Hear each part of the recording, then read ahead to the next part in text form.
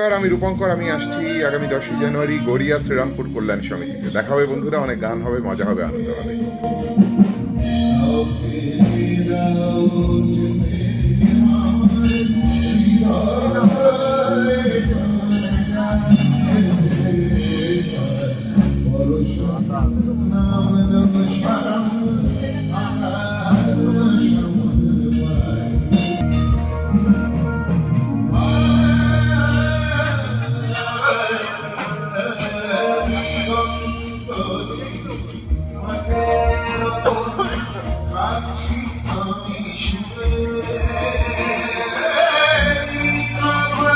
গড়িয়া শ্রীরাম কল্যাণ সমিতির অনুষ্ঠানে এসেছিলাম, দারুণ এনজয় করলাম, ভীষণ এনজয় করলাম।